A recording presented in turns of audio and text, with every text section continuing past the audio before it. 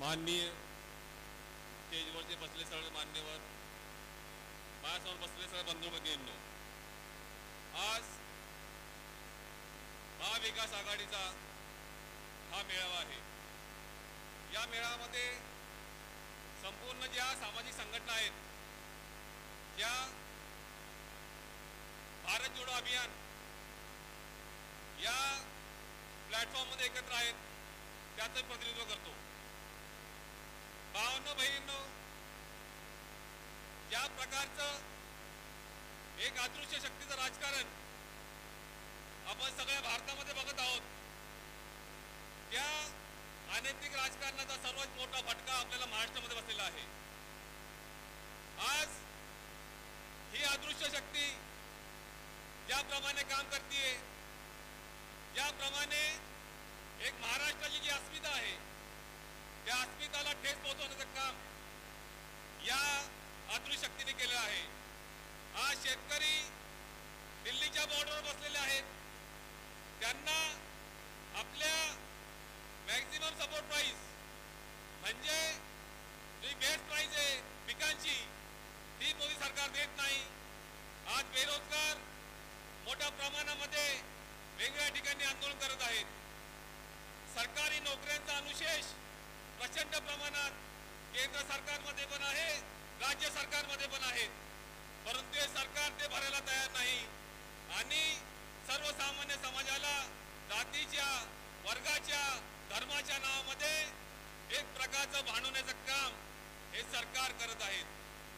आज मित्रांनो, आपण बघतोय सर्वकडे जो प्रकारचा असंतोष आहे आणि ज्या प्रकारच्या असंतोषातून, धार्मिक ध्रुवीकरणातून माननीय राहुल गांधी यांनी एक मोहब्बतचा पैगाम घेऊन जी भारत जोडो यात्रा काढली आहे, त्या यात्रेला ज्या प्रकारचा सर्वसामान्य समाजातून उत्स्फूर्तपणे प्रतिसाद मिळत आहे आणि त्या प्रतिसादातूनच एक प्रकारचा आपल्याला दिसतोय की सर्वसामान्य समाजामधला द्वेष हा आपल्याला कमी होताना दिसतोय।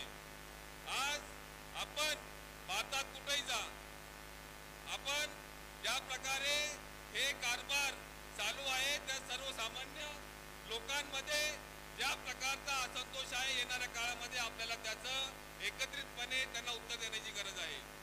तर हे सरकार गेले नाही। जर तुम्ही बघितलं की ज्याप्रमाणे आमचे जे योगेंद्र यादव असतील, मेहताई पाटकर असतील, त्यांच्यावर पण UAPA पासून 120 AB याप्रमाणे केसेस आहेत, म्हणजे देशाविरुद्ध कटकारस्थान करणे। आता तुम्ही म्हणू शकता की नेते कटकारस्थान करू शकतात, आणि ज्या प्रकारच्या पॉलिसी कायदे त्यांनी बदललेले आहेत, एक येणाऱ्या काळामध्ये मोठ्या प्रकारचे पॉलिसी राज या देशामध्ये येणार आहेत। आज पोलीस जास्तीत जास्त 15 दिवस पोलीस कस्टडी घेऊ शकतो। ज्या नवीन कायदे झालेले आहेत त्यामध्ये 90 दिवसापर्यंतची पोलीस कस्टडी सर्वसामान्य माणसाची पोलीस घेऊ शकतात। तर तुम्ही बघा, ज्या प्रकारचा एक डिक्टेटरशिप, हुकुमशाही येणाऱ्या काळामध्ये आपण बघत आहोत आणि त्या विरोध करायचा असेल, सर्वसामान्य नागरिकांना एकत्र येऊन या गोष्टीचा विरोध करावा लागेल।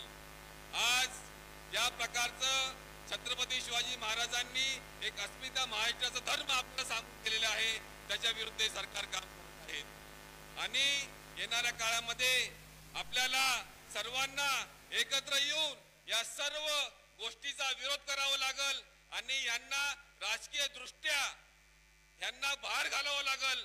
आणि तरी पण ज्या प्रकारचं हिंदू मुस्लिम धर्मामधले त्यांनी द्वेष पसरवला आहे, ते द्वेष आपल्या काढायचा असेल तर येणाऱ्या 10 वर्ष सर्वसामान्य नागरिकांना, सर्वसामान्य लोकांना बरोबर घेऊन त्यांच्या मूलभूत अधिकार, त्यांच्या मूलभूत समस्यावर काम करण्याची गरज आहे।